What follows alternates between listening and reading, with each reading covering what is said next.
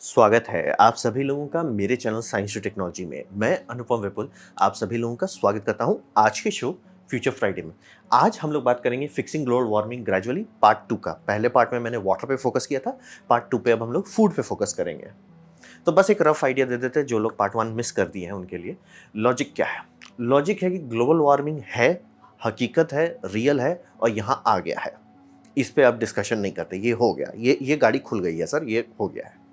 अब ये समझिए कि ये समस्या सालों का हमारा कचरा था, तो इसे सॉल्व करने में यानी ठीक करने में भी सालों लगेंगे। आप कितना भी हाय तौबा कर लीजिए, ये टाइम लेगा इसे ठीक करने में। ये आपको एक्सेप्ट करके कूदना है। आप ये टेक्नोलॉजी के इंतज़ार में मत रहिए कि ऐसा कर देंगे तो वैसा हो जाएगा, ऐसा नहीं होने वाला। फिज़िक्स अलाउ नहीं करता है। टाइम लगा था बिगाड़ने में, टाइम लगेगा सुधारने में। तो ये आप समझिए। और इसको सॉल्व करने के लिए बहुत ज़रूरी है कि हम लोग मल्टी प्रोंग अटैक करें, यानी कि ये समस्या जैसे मैंने पिछले बार वाटर पे कवर किया था, अभी फूड पे करूँगा, ऐसे-ऐसे करके बहुत सारे टॉपिक पे कवर करूँगा। ऐसे-ऐसे करके हर डायरेक्शन से करना है, तब जाके ये समस्या सॉल्व होगा। और हम लोग को मैजिकल बुलेट आइडियाज़ को छोड़ना पड़ेगा, सिल्वर बुलेट आइडिया को छोड़ना पड़ेगा कि भैया रामबाण जिसे कहते हैं कि ये हो जाए तो सब भला हो जाएगा, वैसा कुछ नहीं होने वाला है। रियलिटी हम लोग को सिखा चुका है कि भैया वैसा कभी नहीं होता है। आप लोगों को थोड़ा मैच्योर होना होगा कि वैसे नहीं सॉल्व हो जाएगा, ये कर दो सॉल्व हो जाएगा, वैसा नहीं होगा। और क्या हमारे पास टूल्स हैं जो सॉल्व कर सकता है ये समस्या को? हाँ, थैंकफुली है। बस ये समझिए कि उस जगह पे है जहाँ पे ये 100% नहीं सॉल्व कर रहा है, 99% तक सॉल्व कर देगा। ये ग्लोबल वार्मिंग को ज़रूर सॉल्व कर देगा, लेकिन परफेक्शन नहीं देगा। ऐसा समझिए कि हमारी बॉडी जो है, ऑर्गेनिक बॉडी है, बहुत बढ़िया नहीं है, लेकिन कुदरत इसको बस इतना कर दिया कि भाई चल जाओ तुम, चल जाओ। मतलब हम लोग वार्म ब्लडेड हैं, तो इसका फ़ायदा भी है, नुकसान भी है। तो वैसे समझिए यहाँ पे भी हम जो जितने भी टूल्स बताएँगे, कोई भी टूल अकेले परफेक्ट नहीं है। सारा जोड़ के भी आप ग्लोबल वार्मिंग ज़रूर रोक देंगे, लेकिन परफेक्शन नहीं आएगा। मतलब फिर भी लगेगा अच्छा ये तो अभी भी हो रहा है, वो भी हो रहा है, लेकिन मेजॉरिटी डैमेज आप रोक दोगे। तो उस हिसाब से चल रहे हैं।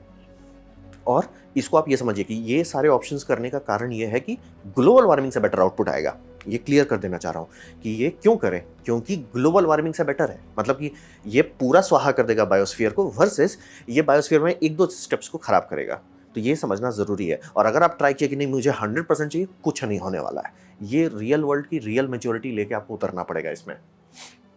और इसका सबसे बड़ा फ़ायदा होता है कि जितने भी स्टेप्स के बारे में मैं फ़ोकस कर रहा हूँ, ये सब मैंने नहीं बनाया, लोग पहले से ही क्लियर कर चुके हैं। वो सारे स्टेप्स पे अगर जम के पड़ जाएँ कि भैया इसको करना ही है, तो हम लोग के पास ये होगा कि ये समस्या सॉल्व हो जाएगा ग्लोबल वार्मिंग, और नेक्स्ट जनरेशन को टाइम मिलेगा कि परफेक्शन तक जा सके। एक जनरेशन में ये नहीं होगा, लेकिन धीरे-धीरे मतलब हम लोग ये कचरा ठीक कर दिए, दूसरा कचरा ठीक करेंगे, फिर वो लोग आगे का कचरा सॉल्व करेंगे।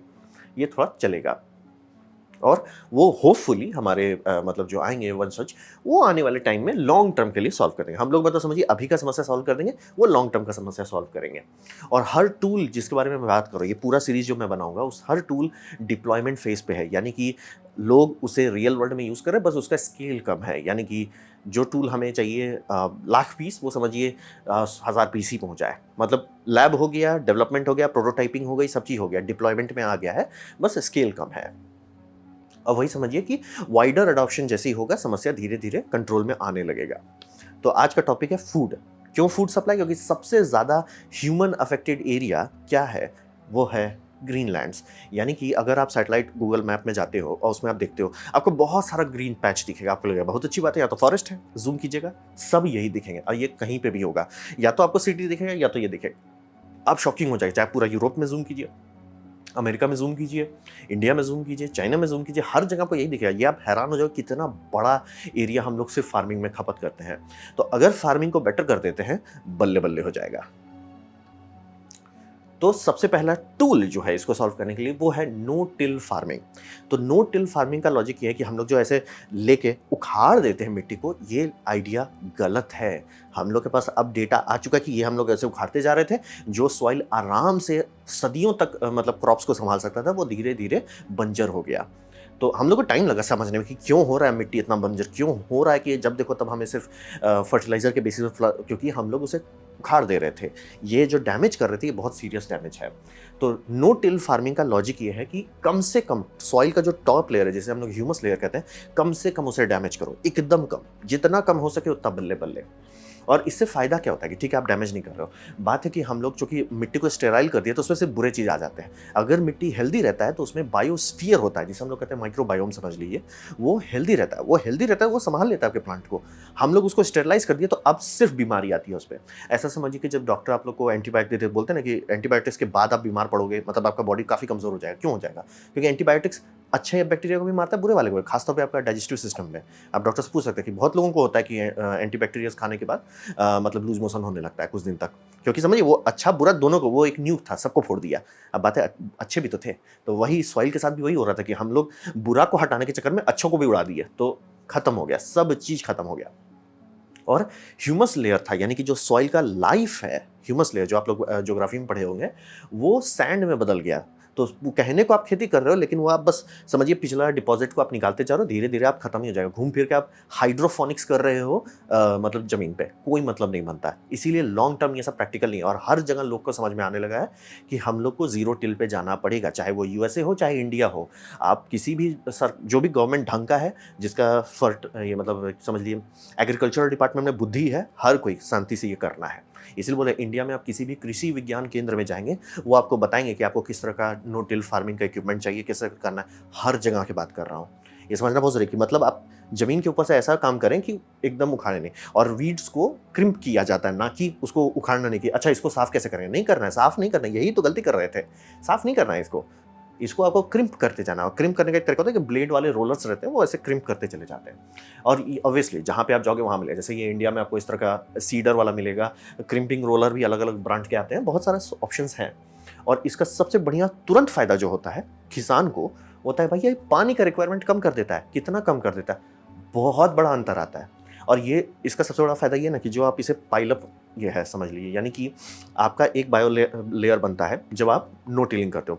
अगले बार जब आप अगले सीज़न में आप करते हो, तो भी उसके ऊपर लेयर बनते जाता है। तो धीरे-धीरे एक परत पे परत, परत पे परत बनते जा रहा है। वो क्या है? वो बायो मैटर है। वही आपका फर्टिलाइज़र है, वही आपका कवच है जो ह्यूमस लेयर को सँभाला हुआ है और उसपे एडिशन भी डालते जा रहा है। तो ये समझिए ऐसा होता है जिसे हम लोग कहते हैं कंपाउंड इंटरेस्ट। एक साल में कोई ख़ास फ़र्क नहीं पड़ेगा। दूसरे साल में थोड़ा-सा कम लग रहा है यार, न्यूट्रिशन कम लग रहा है, पानी भी थोड़ा कम लग रहा है। तीसरे साल यार अच्छा मतलब सँभाल ले रहा है सब चीज़ अपने से। 5वें 10वें साल में बोले छोड़ो यार सब हो गया। ये हो जाता है, धीरे-धीरे बिल्डअप होता है और इसको आप सदियों तक करते रहिए, कोई फ़र्क नहीं पड़ेगा। तो ये हुआ टूल नंबर 1। इसमें मैंने डेडिकेटेड वीडियो बनाया हुआ है। ये मतलब बस आपको रफली बता रहा हूँ। ये आप किसी भी कृषि विज्ञान में जाके इस पर रिसर्च कर सकते हैं। अब बात करते हैं कवर क्रॉप। वो अकेले काम नहीं करेगा, ये समझना ज़रूरी है कि आप तो लगे सिर्फ ज़ीरो टिल से नहीं हो, ऑब्वियसली नहीं होगा। दूसरा टूल है जिसे हम लोग कहते हैं कवर क्रॉप। तो कवर क्रॉप ये समझिए कि हम लोग को अब ये समझ में आ रहा है कि नंगी मिट्टी जो होती है, कि मिट्टी खाली आपको दिख रहा है, कि मिट्टी आप देख पा रहे हो, मतलब वो गया, खत्म सर। उसका टिकट खत्म हो गया। उससे सूरज की लाइट कभी भी किसी भी हालात में मिट्टी पे नहीं पड़ना चाहिए। आप इसका प्रूफ कैसे जानोगे? इसका प्रूफ जो है, किसी भी जंगल में जाइए, कुदरती जंगल में जो कुदरत ने बनाया है, जिसे इंसान छेड़खानी नहीं किया है, कभी भी उसके ज़मीन पे आपको मिट्टी नहीं दिखने वाला। आपको 3-4 लेयर मिल जाएगा, या तो डेड मैटर का मिलेगा, या तो आपको उसमें ऑर्गेनिक्स दिखेंगे, छोटे-छोटे प्लांट्स रहेंगे, फ कुछ ना कुछ रहेगा ही। कभी भी सॉइल तक आप डायरेक्ट नहीं जाएँ, आपको कुरेदना पड़ेगा तब जाके आप सॉइल पाएँगे। ऐसा क्यों है? कुदरत का कवच जो है, बायोस्फीयर का जो कवच है, वो ऑर्गेनिक लाइफ है। बिना उसके जो हम लोग कर देते हैं ना, सब्जी को उखाड़ देते हैं, वही हम लोग फ्राई कर दे रहे हैं धरती को, डीप फ्राई कर दे रहे हैं और बोल रहे हैं भैया हम ही लाइफ दे रहे हैं, हमें ही तुम डीप फ्राई कर रहे हो। दिक्कत वही हो जाता है। और कवर क्रॉप्स कब लगाया जाए? तो यहाँ पे डिपेंड करता है। आप अलग-अलग क्रॉप्स लगाते हो तो उसका अलग-अलग इकोसिस्टम है। जैसे कि कई बार कवर क्रॉप्स लगाया जाता है 2 क्रॉप के बीच में, कवर क्रॉप, कैश क्रॉप के बीच में। मतलब जो क्रॉप आप लगा के बेचोगे और जो क्रॉप लगाने के बीच में अगर टाइम आ रहा है, जैसे 2-3 महीने का टाइम आता है, उसके बीच में लोग कवर क्रॉप लगा देते हैं। मिट्टी किसी भी हालत में नंगी नहीं होनी चाहिए। कुछ भी हो जाए, मिट्टी नंगा नहीं होना चाहिए। वो हुआ, आप लटक जाओगे।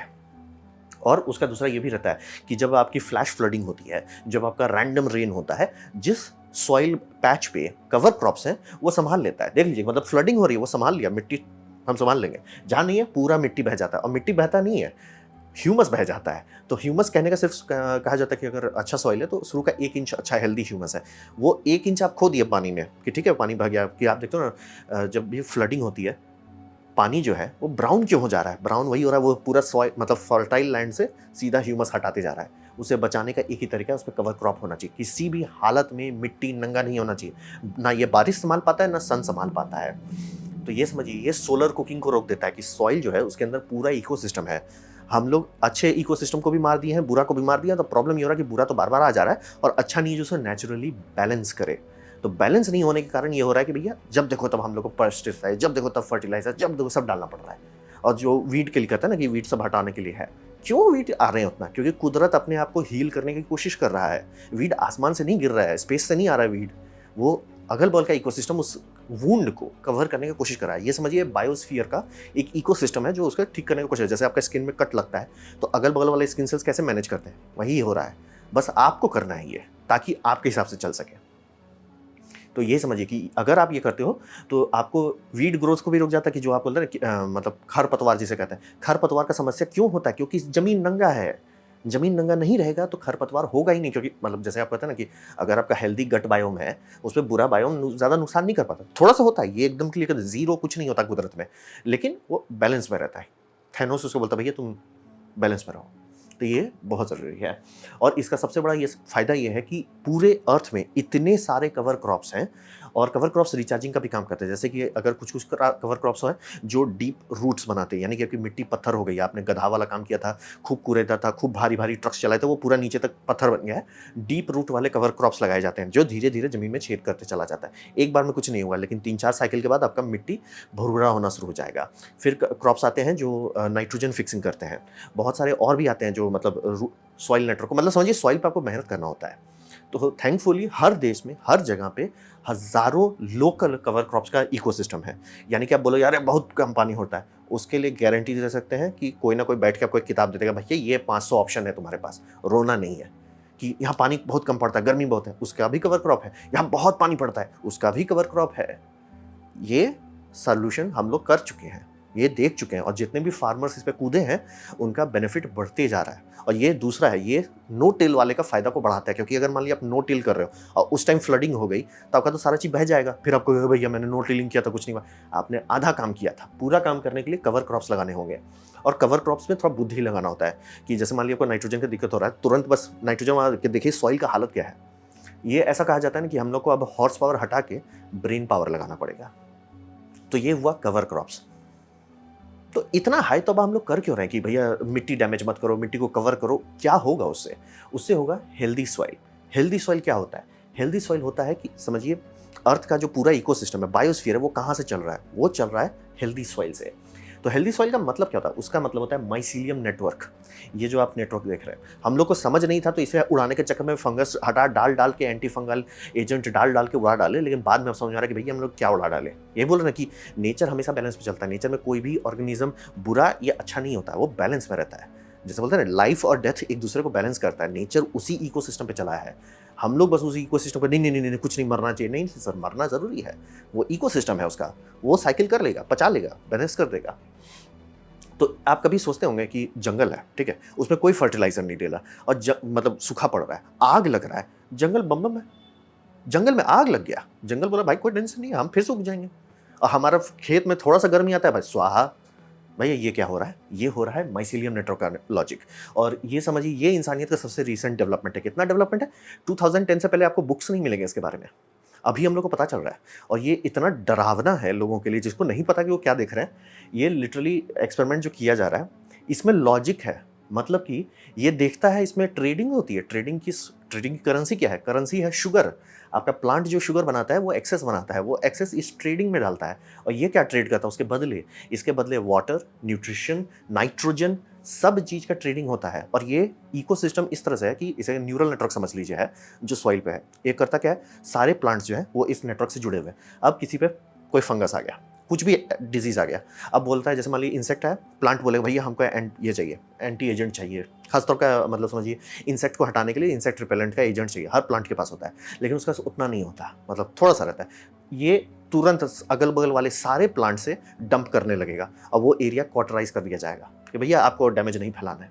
इसीलिए जो कुदरती, आप सोचो ना कि हम लोग कह रहे हैं अरे ये फतिंगा आ गया, पूरा पूरा खेत खा गया, इसलिए तो जंगल क्यों नहीं खा पाते? क्योंकि जंगल के पास डिफेंस ग्रिड है, ये है डिफेंस ग्रिड। तो वही समझिए, ये ट्रांसफर करता है सारा चीज़, आपका वाटर ट्रांसफर करता है, नाइट्रोजन ट्रांसफर करता है, कार्बन के लिए हम लोग रेडियो एक्टिव कार्बन डाल के देखे और सबकी फट गई।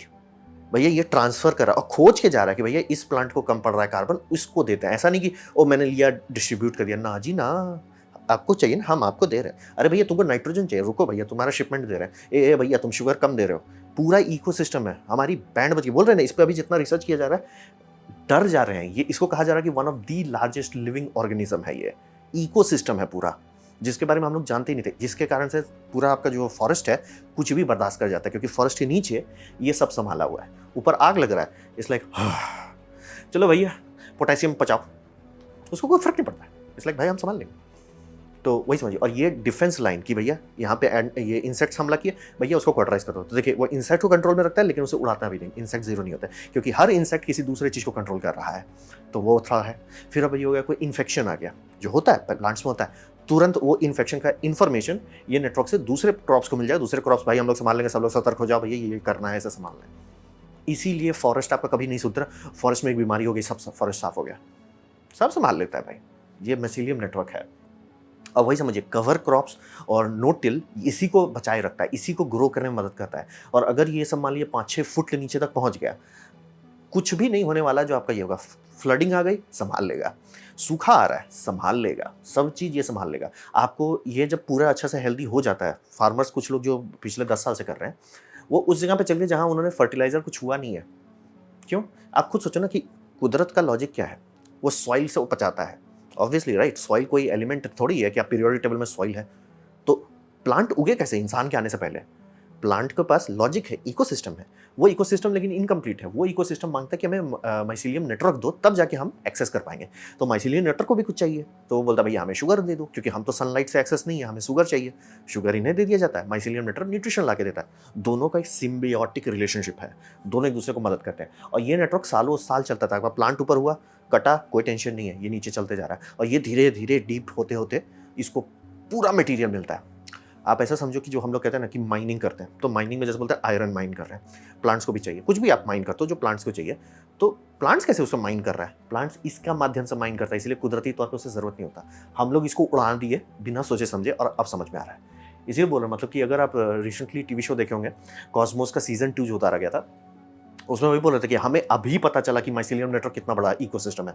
पूरा फॉरेस्ट जो 4000 साल तक का हो सकता है, उसका माइसीलियम नेटवर्क में हर चीज़ का डेटा है कि कौन इंसेक्ट आएगा, कौन आएगा, क्या इकोसिस्टम, और सब प्लांट एक दूसरे के साथ कम्युनिकेट कर रहे हैं। अभी हमें पता चला। बोल रहे हैं ना कि इस सब पे जो एक्सपेरिमेंट किया जा रहा है, इलेक्ट्रॉन माइक्रोस्कोप से लेके देख रहे हैं, देख रहे बैंड बज जा रही है। बहुत बोल रहे हैं माइक्रोमीटर्स में सबको नापा जाता है, बहुत टाइनी होता है। लेकिन ये इतना टाइनी होता है कि 2 पार्टिकल के बीच में ये फॉस्फर खोज सकता है। कि दो मतलब डस्ट है, डस्ट के बीच में अरे यहाँ फॉस्फर है, अरे यहाँ कैल्शियम है, अरे यहाँ पोटेशियम है, सब खोज सकता है। सॉइल में हर चीज़ होता है, बस पीपीएम बहुत कम होता है, इसीलिए हम लोग हर जगह माइन नहीं करते। माइसीलियम नेटवर्क उसी को संभालने के लिए बनाया गया था, मतलब कुदरत ने बनाए इवोल्यूशन के हिसाब से। तो वही समझिए, हेल्दी सॉइल जहाँ हुआ, हम लोग का क्रॉप जो है धीरे धीरे, क्योंकि बोला ये भी एक दिन में नहीं उगने वाला, हम लोग बहुत अच्छे से इसको स्टेरलाइज कर दिया है, तो अब धीरे धीरे उगाने में टाइम लगेगा। लेकिन जहाँ ये बन गया पूरा, बोले हम संभाल लेंगे, आपको बस कुरेदना नहीं है और नंगा नहीं होने देना है। दोनों चीज़ कीजिए, ये बाकी चीज़ संभाल लेगा। और 10 साल के बाद बम बम समस्या खत्म। और जितने भी फार्मर्स ढंग से कर रहे हैं, क्योंकि बोला इसमें दिमाग बहुत लगता है, कौन सा क्रॉप सही से काम करेगा, कौन सा कवर क्रॉप ठीक से हैंडल कर पाएगा, कौन सा टेक्निक हमें यूज़ करना है जीरो टिलिंग के लिए, ये सब टाइम लेता है। लेकिन आउटपुट जो है वो हर फार्मर जो कर रहा है, वो 2-3 साल के बाद बोल रहा है भैया ये तो हम सही रास्ते पे आ गए। 5 साल के बाद बोल रहा है अरे भैया आप तो ठीक ठाक चल रहा है। 10 साल के बाद अरे भैया बहुत प्रॉफिट हो रहा है, कहीं भैया फर्टिलाइजर का खर्चा नहीं दे रहे, डीजल नहीं लग रहा है उतना, क्यों? जीरो टिलिंग में हॉर्स पावर कम लगता है, पानी उतना लग नहीं रहा, मोटर का बिल उतना नहीं आ रहा, गर्मी तूफान सब संभाल ले रहा है। तो ये हेल्दी सॉइल चाहिए हमें, वही चाहिए जो इसके नीचे रहता है, क्या बोलते हैं, फॉरेस्ट के नीचे रहता है। तो इसे असर क्या होगा? तो असर ये समझिए कि हम लोग लैंड यूज़ घटने लगे। अब बोलेंगे लैंड यूज़ घटेगा क्यों? कारण ये है कि हमारा पॉपुलेशन कोलैप्सिंग के डायरेक्शन पे चल रहा है, ज़रूरत नहीं होने वाली है। सारा का सारा देश, मतलब कि दुनिया में लगभग 200 देश हैं, 150 देश कोलैप्सिंग पॉपुलेशन में चल रहा है, इंक्लूडिंग इंडिया, चाइना, और आपका सबसे आगे चल रहा है इसमें साउथ कोरिया, जापान उसके पीछे है, चाइना उसके पीछे हम लोग आ रहे हैं। तो उसके पीछे मतलब नहीं, हम लोग से थोड़ा सा आगे चल रहा है यूएसए। तो वही समझिए हमारी आबादी घट चुकी है, कब की घट चुकी है।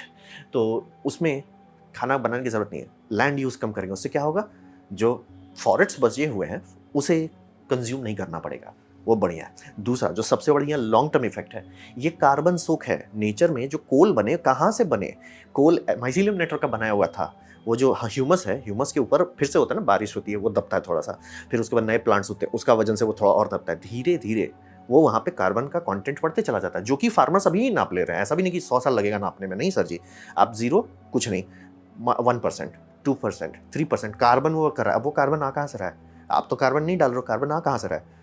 वो कार्बन आ रहा है एटमॉस्फेयर से। वो एटमॉस्फेयर से CO2 को पचाया जा रहा है। अब वो धीरे धीरे जमीन में सक्वेस्टर करते जा रहा है। हम लोग कह रहे हैं ना, हम लोग को CO2 हटाना पड़ेगा, ये हटाते जाएगा और लॉन्ग टर्म रखेगा, क्योंकि वैसे ही कोल बना था। तो वही समझिए। और ये दूसरा एक फायदा देता है, क्योंकि पता है इंसानियत का जो फुटप्रिंट है फार्मिंग के मामले में बहुत बड़ा है। और मैंने बोला था रेन वाटर हार्वेस्टिंग, काफी लोग बोले उतना फर्क नहीं पड़ेगा रेन वाटर हार्वेस्टिंग, बात सही है। ये हो गया तो बहुत जल्दी फर्क पड़ जाएगा। ऑलमोस्ट पूरा जितना भी अंडरग्राउंड वाटर रिजर्वायर है रिचार्ज होना शुरू हो जाएगा। ऐसा क्यों? पहली बात, हम लोग बहुत बहुत ज़्यादा बड़ा एरिया में ये करते हैं, फार्मिंग करते हैं, और वो सारा फार्मिंग जहाँ उसका सॉइल ठीक है उसमें रन ऑफ नहीं होता है। ये समझना बहुत इंपॉर्टेंट बात है। अगर सॉइल हेल्दी है तो रन ऑफ नहीं होगा कि पानी गिरा बह गया, वो नहीं होगा। पानी गया अंदर चला जाएगा। बहुत ज़्यादा रेन वो बर्दाश्त कर पाता है, मतलब सीधे गटक जाता है पानी को। वो पानी जा कहाँ रहा है? अंडरग्राउंड रिजर्वायर में। हमारा बल्ले बल्ले हो जाएगा। Reduction in use and manufacturing of pesticide and fertiliser, ये किसी को नहीं पसंद है, लेकिन खाना तो सबको पसंद है। तो इसका इस्तेमाल के बिना खाना उगाना पड़ेगा। वो कैसे होगा? हेल्दी सॉइल ग्रो करेंगे। हम लोग को बेसिकली क्रॉप्स को साइड इफेक्ट के तौर पे देखना है और सॉइल को मेन टारगेट करना है, क्योंकि सॉइल समझिए सारे किसान की पूंजी है। कि सॉइल उनकी हेल्दी है, वो बम बम चलते रहेंगे, वो भैया पीढ़ियों तक करते चले जाएंगे। सॉइल को वो बेच दिए और बोलते हैं कि भैया हमको क्रॉप्स बेचना है, लुट जाएंगे। तो ये सब का रिक्वायरमेंट ही खत्म हो जाएगा। खत्म कहना थोड़ा ज़्यादा हो जाएगा, बट आप ये समझिए कि जहाँ 500 प्लांट लग रहे हैं इंडिया को चलाने के लिए, वो 500 प्लांट की जगह 50 प्लांट पे काम होगा। फिर धीरे धीरे भैया 4-5 प्लांट रखे हुए जस्ट इन केस, क्योंकि कभी कभी अप डाउन होगा, कभी किसी को रीस्टार्ट करना हो या कुछ बहुत ज़्यादा डैमेज हो गया, कुछ भी ना कभी ज़रूरत पड़ेगा। तो जीरो तो नहीं होगा, लेकिन इतना कम कर देंगे कि उसका जो इमिशंस, पॉल्यूशन, कंटैमिनेशन, वो सारे कम हो जाएंगे। और फिर ये समझिए इसका सबसे बढ़िया फ़ायदा लॉन्ग टर्म में इंसान को होगा। क्यों? हमारा खाना आजकल जो है वो खाना नहीं है, वो हवा है। यानी कि आप टमाटर खा रहे हो, टमाटर में जितने न्यूट्रिशन होने चाहिए है ही नहीं। और ये न्यूट्रिशन इतना धीरे धीरे घटा, क्योंकि बोला ना हमारा सॉइल डेड हो गया, तो इकोसिस्टम उसको मैनेज नहीं कर रहा है, कि हमें पता नहीं चला। मतलब कि एक साल, मतलब साइंटिस्ट लोगों ने देखा, ठीक है भाई ठीक है, अगले साल देखा थोड़ा सा कम हुआ, उतना नोटिस नहीं हुआ, फिर अगले साल थोड़ा और कम हुआ, नोटिस नहीं हुआ। 50 साल आगे पीछे का सैंपल देख रहे हैं भैया, ये टमाटर कुछ है ही नहीं। मतलब एक टमाटर में जितनी न्यूट्रिशन होती थी वो 25 टमाटर में अब आता है। मतलब इतना डेड हो चुका है फूड। तो आप कहने को हेल्दी खा सकते हो, लेकिन उसका कोई मतलब नहीं है, क्योंकि सॉइल हेल्दी नहीं है। इसीलिए हमें खाना को हेल्दी करना है, और जहां वो खाना हेल्दी होने लगा, बहुत सारा समस्या इंसानियत को सॉल्व हो जाएगा। बहुत सारा शॉकिंग अमाउंट सॉल्व हो जाएगा कि अरे भैया आप हेल्दी खाना खा रहे हो, आपका बॉडी हेल्थ एब्जॉर्व कर पा रहा है। क्यों एब्जॉर्व कर रहा है? न्यूट्रिशन डेंसिटी हाई है। तो वही समझिए सबका फायदा होगा। और मैं ये क्लियर कर देना चाह रहा हूँ, जो भी चीज़ आपको बता रहा हूँ, zero till farming, no fertiliser, no pesticide, ये सब इंडिया में भी किया जा चुका है, बस सब कोई नहीं कर रहा है। और यहाँ पे एक कहावत हमारे एक फ्रेंड ने कहा था कि भैया ब्रेन पावर ज़्यादा महंगा है सोलर इससे पावर से, क्या बोलते हैं, हॉर्स पावर से। हॉर्स पावर बोल दो वो तुरंत पचा जाएंगे। और जितने भी फार्मर्स ये सब किए हैं, उनका एक ही चीज़ कॉमन था, वो सब बर्बाद हो चुके थे। मतलब उनका कुछ नहीं काम कर रहा था, मिट्टी खत्म हो चुकी थी, तब जाके वो किए। तो आपको थोड़ा इंतजार करना पड़ेगा बाकी सारे फार्मर को, या तो उनको किसी तरह से सिखाओ कि भैया चेंज करो अपना स्टाइल। लेकिन जो चीज़ हमारा ब्रेन को इतना एनर्जी इफिशिएंट बनाता है कि कम एनर्जी में कर चल जाते हैं, वही उसका चेंज को भी रोकता है, कि चेंज आप बार बार नहीं होना चाहिए। और आप बहुत लोग लड़ने लग जाएंगे, भैया 50 साल से हमने ऐसा किया, इस लाइक इसीलिए तो सॉइल मर रहा है, चेंज करो। नहीं, वो नहीं करेंगे तो कई बार ये एक समस्या बन जाता है। कि हम बोल रहे हैं इंडिया में की बात कर रहे हैं, इंडिया में केरला की बात कर रहे हैं, कई सारे और जगह हैं। आपको वेस्ट ये समझ लिए कोलकाता के पास वाले एरिया से लेके आपको सब जगह इंडिया में कोई ना कोई फार्मर मिलेगा जो जीरो टिलिंग कर रहा है, ढंग से कर रहा है, और उसका प्रॉफिट आना शुरू हो गया है। लेकिन बाकी सब लोग सुनने को तैयार ही नहीं है। और वही माइसेलियम नेटवर्क कहने का नहीं होता कि आपका खेत है, वो सारा खेत जोड़ देगा। पूरा का पूरा गांव का एक पूरा एरिया हो सकता है जो एक माइसेलियम नेटवर्क पे चल रहा है, और सब एक दूसरे को बैलेंस करते जा रहे हैं। तो इफेक्ट जो है इसका लॉन्ग टर्म में, कार्बन डाइऑक्साइड को हटा रहा है, बल्ले बल्ले। पानी का रिक्वायरमेंट कम कर दे रहा है, बल्ले बल्ले। पानी का रिचार्जिंग रेट बढ़ा रहा है, अति बल्ले बल्ले। हमारा न्यूट्रिशन बम कर दे रहा है, अति बल्ले बल्ले।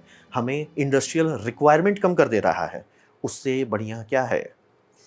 तो यही है इफेक्ट होगा अगर ये टूल को फुल स्केल में यूज़ करें। मैं बोल रहा हूँ इंडियन में भी लोग यूज़ करने लगे हैं। यहाँ पे यूक्रेन को भी करना है, रशिया को भी करना है, चाइना को भी करना है, इंडिया को करना है। ये सब क्यों कह रहे हैं? ये सब ब्रेड बास्केट है दुनिया का लगभग। तो ये था मेरा प्रेजेंटेशन, ग्लोबल वार्मिंग को स्टेप बाय स्टेप कैसे सॉल्व करते हैं। ये पार्ट 2 था। मैं पार्ट 3 में किसी और टॉपिक पर डिस्कशन करूँगा। खासतौर पर मेरा टारगेट जा रहा है ग्रिड के बारे में बात करेंगे। उम्मीद करता हूँ आपको ये अच्छा लगा, कुछ सीखने मिला, कुछ समझ में आया। अगर ऐसा है लाइक कर दी, दोस्तों से शेयर कर दो, उससे मेरा काफ़ी भला होगा। नहीं अच्छा लगा, नहीं पसंद आया, कोई बात नहीं, आप डिसलाइक दबा सकते हैं। मैं कहूँगा डिसलाइक 2 बार दबाएं, उससे मुझे पता चलो कितना पसंद हुआ है। मैं आपसे कहूँगा कमेंट लिखें, मैं हर कमेंट को पढ़ने की कोशिश करता हूँ। आपसे कहूँगा सब्सक्राइब कीजिए, बेल दबाइए अगर आप फ्री हैं तो। आपने मेरा वीडियो देखा, जान के मुझे बहुत खुशी हुई। धन्यवाद।